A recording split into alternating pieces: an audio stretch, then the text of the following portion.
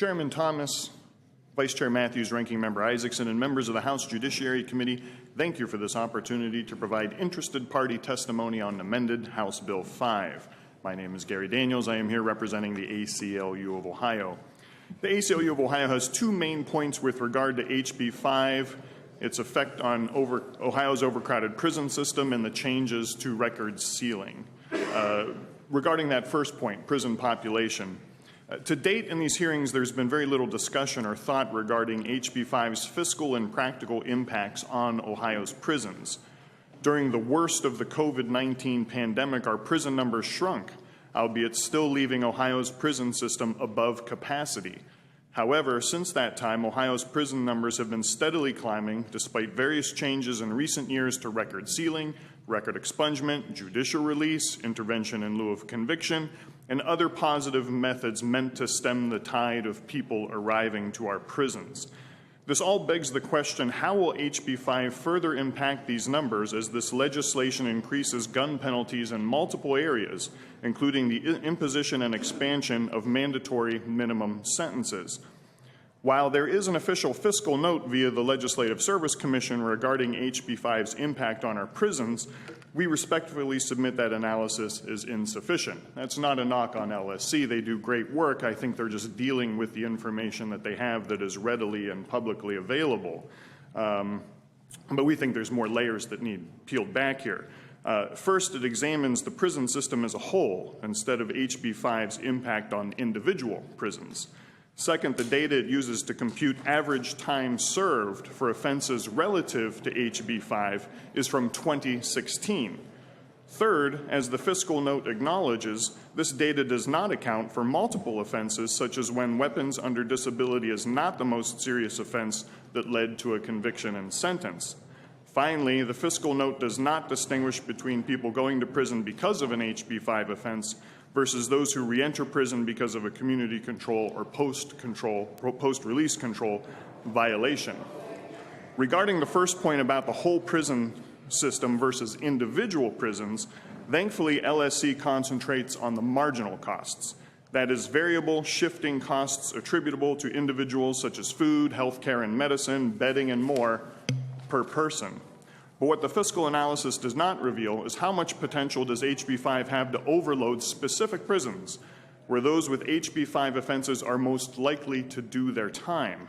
Because if we run out of space to house those particular individuals, increasing in number via HB 5, then how long until Ohio must build one or more prisons to accommodate them, keeping in mind one of the primary ways Ohio divides up people in prison is the nature and seriousness of their offense. We must also keep in mind House Bill 5 is only one bill of others designed to incarcerate more people, driving these numbers even higher.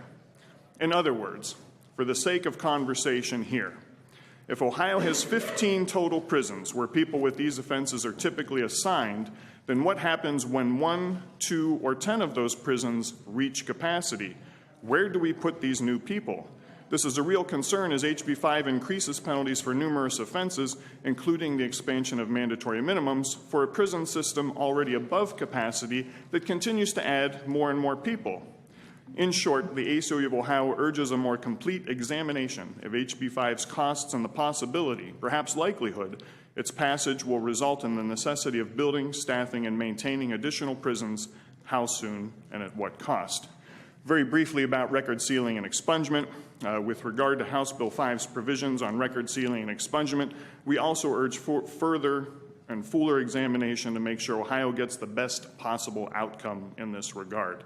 Conceptually, the ACLU of Ohio does support the effort here for a process by which misdemeanors and low-level felonies can be sealed outside the current petition-based process.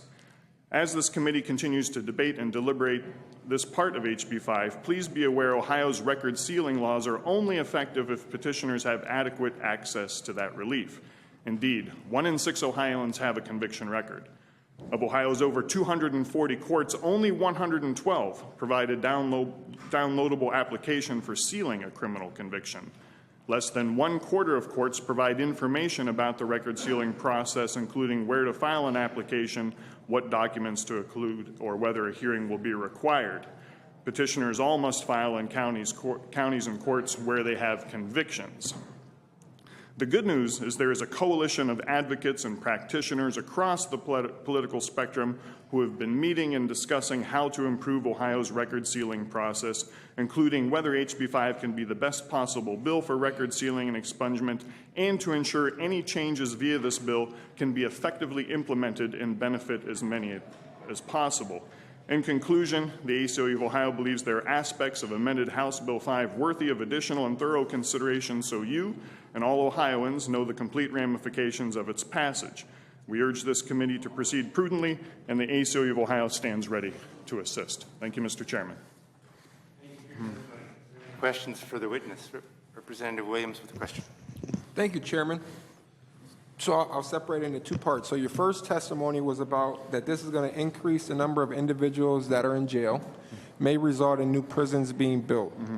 I understand that, but we're targeting violent criminals who continuously commit violent acts in our communities with drive-by shootings, felonious assaults, murders, involuntary manslaughter. I don't get how the ACLU is here advocating that we should increase penalties on those violent offenders here in the state of Ohio and put them behind bars when they're wreaking havoc in our communities, even if we have to build new prisons or additional staff. And as we've seen before, when there was increased population, such as in 1996, when we turned to definite sentencing here in the state of Ohio, there was an effort to reduce the population of nonviolent offenders or other offenders, like using TCAP and other things, where we kind of course correct, where we put a priority on what is meaningful and emphasis on those type of offenders that are wreaking the most havoc in our communities. And here we're targeting people that are one, continuously having firearms when they're unlawfully in possession of firearms, and two, people committing violent offenses in our community. So try to explain to me why we shouldn't be putting these violent offenders behind bars in the state of Ohio. Through the chair to Representative Williams, we're here as interested party, not as opponents to this legislation. And I think if you draw back to a more sort of 30,000-foot view of this, it doesn't so much matter what the crimes, the convictions, that are leading people to prison. It's just that this has the potential to, and I'm not sure of this, I'm not sure that the committee is sure of this, of what the exact impact is going to be on the prison population. Perhaps it is less than we fear, because amended House Bill 5 does have some good provisions in it that are meant to keep people out of prison. The question is, okay, so where exactly does this land? And I don't know that anybody has the answer. So we're not here, advocating, saying, hey, you shouldn't be doing this bill, you shouldn't be looking at, repeat violent offenders and what have you.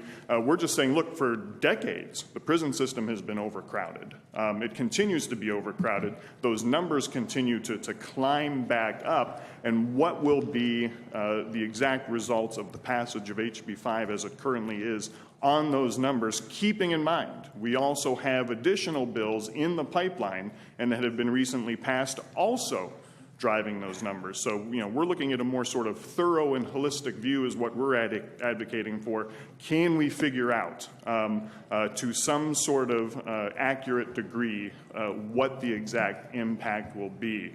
Because it's one thing to keep packing our prisons full and over capacity as we have been doing for decades, but at some point a switch is going to be flipped where we say, look, we can't do this anymore, DRC would say. We have to build a new prison or more prisons, and then it becomes a different conversation, I think. Follow up? Thank you, Chairman. So, yeah, we don't have a crystal ball. We're not going to be able to anticipate every outcome potentially by this legislation, the number of beds that we're going to need, the number of officers. But there is one outcome that is clearly predictable, and that's we're going to get violent offenders off of the streets and provide safety and security. And back in my district where I have drive-by shootings with fully automatic weapons, I got young kids as young as 4 being killed in drive-by shootings by stray bullets. I'm never going to apologize for trying to put those individuals behind bars. And if we have to invest in more prisons to get the violent criminals off the street, so be it. Okay. Representative Plummer with a question. Yeah, thanks, Chair. Thanks, Gary, for this. We always have some good, interesting debates on this. I like Josh's bill because what we're trying to do is hold people accountable and on the back end clean them up. Once they've done what the judge and society's wanted them to comply with, we clean them up and get them back into society and the workforce. What's your threshold on overcrowding of prisons. I ran a jail and I was sued federally for overcrowding. Has our state prisons ever been sued for overcrowding, or what's your benchmark? Because ever since I've been in the legislature, our population's decreased, and it's not because of COVID, that's a piece of it, but it's because we've done bills keeping drug addicts out of prison. We've expunged and sealed records. We've done a good job helping eliminate that population, but the true criminals that he's dealing with here that are destroying communities need to be in prison. So my question is, how can you say our prisons are overcrowding? Is there a benchmark? Just a question.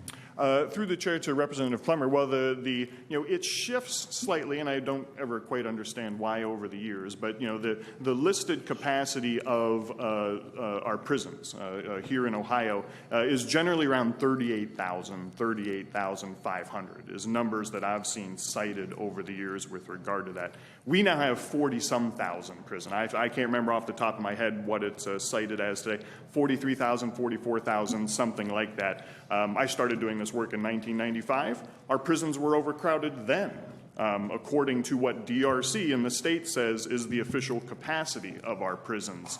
We have warned over the years and over the decades and said, what we don't want to have happen is that this level of overcrowding becomes the status quo. That, look, we've been doing this so long, what's the big deal kind of thing. But I think we can see the impact in our prison system. And certainly it was COVID-19 that drove down our prison population by several thousand. I mean, the prisons quite literally stopped accepting new prisoners into the system. The courts essentially shut down for a time, not sending new people. And you could see as people exited out because their sentences ended and new people were not coming back in, you can track those numbers and see that they went down over time during COVID-19 as a result. And the fear was always on the advocates' end that they would start to climb back up as COVID-19 receded into the rearview mirror. And that's exactly what's happened since then. So our benchmark, at least, informally at the ACLU of Ohio is at a minimum, at capacity, should be the benchmark, around 38,500 people. But we haven't had that number here in Ohio since at least 1995, like I said, when I started doing this work. Follow-up, thanks, Chair. Yeah, that's where I'm trying to get. Where'd that benchmark come from? Is that ACLU's? Is that a prison population? If we have 50,000 beds, they built 50,000 beds. There's a square foot, a lighting issue, and all these other issues we talk about, what an inmate deserves. Where is your benchmark saying 35,000 is the number? Is that in writing?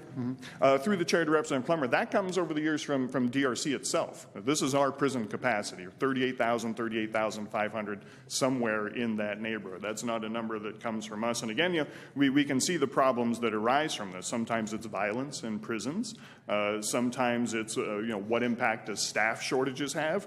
DRC currently has several hundred open CO positions right now in the prison system. And I wouldn't be surprised if the overcrowding has something to do with that. So that overcrowding does present a variety of problems for a system that now, with the latest budget, we're talking about $2 billion plus per year. Ranking Member Isaacson with a question. Thank you, Chair. Thank you for your testimony today, Mr. Daniels. My question is really around just kind of your thoughts on some of the principles you were talking about around prison population size. There's been rules and legislation put forward on regulations that, for every new regulation in the code, we should take one out so that we're not, having too much regulation. Have you seen or anything around, making sure that for every bill that's increasing prison population size, there's some sort of, within the bill you have to say, okay, we expect it's going to increase the prison population by X amount. Therefore, we're going to change these other pieces of, sentencing law or criminal code that we think are going to reduce the prison population by this amount for these types of offenders. Have you heard of anything like that? Have you guys explored anything like that? Basically a way of trying to, sort of say if we're going to increase penalties or increase enforcement and increase the prison population without ballooning the population, then, there needs to be almost like a counterbalance.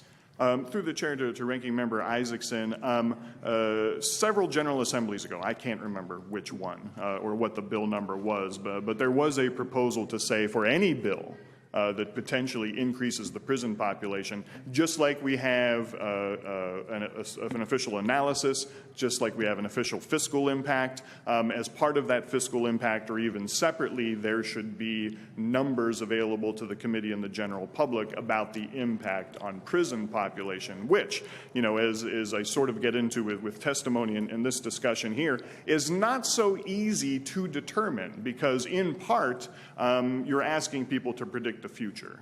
So there might be other legislation forthcoming in later General Assemblies or this one that would help relieve the official prison population. Representative Plummer made reference to the TCAP program, for instance, is one of those. I mentioned changes to record sealing, expungement, intervention, and conviction, and what have you. But then as you see with the official fiscal analysis here, you know, you're dealing with outdated data in one respect, in one area from 2016. You have LSC saying, hey, look, we can't exactly uncover here, you know, while we can tell you how these numbers relate to people who are in there with this particular offense in the bill as the most serious offense, what we can't do is peel back and say, hey, what about people where it's only one of the offenses, one of the convictions that has landed them in prison? Now imagine trying to be DRC, trying to figure this stuff out at any given time. Now, they do, which is very helpful, they do release reports every year, a commitment report and a census report. It lets you know who's going to prison, for what reasons, and what percentages of the prison population that is.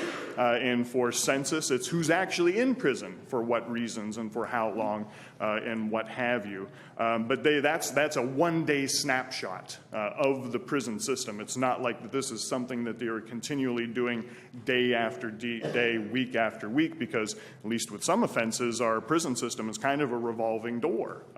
You know, as you know, I often say, for it's been 10, 11, 12 years or something now, drug possession is the #1 reason a person goes to an Ohio prison. Some of those people are coming in because they violated a post-release sanction or community control. Some are there fresh off the streets going in, but they go in and out in a matter of months. So while it might be the #1 reason a person goes to prison, it's not the #1 reason a person is in prison, if that makes any sense. So you can just imagine, even with that, the difficulty that LSC or DRC would have on, okay, what is the exact impact going to be here? And you know, truthfully, we only come in as the ACLU on these bills where we have a serious concern that this can be a problem. Addressed this committee before with regard to House Bill 88, and it's a drug trafficking bill, and how that can have an impact. Indefinite sentencing was the same thing from a couple General Assemblies ago. But you know, we're not in here saying, look, if you're going to increase the penalties for assault on a sports referee, you should really be looking at the impact on the prison population. No, that's not the time to raise those concerns. But we do think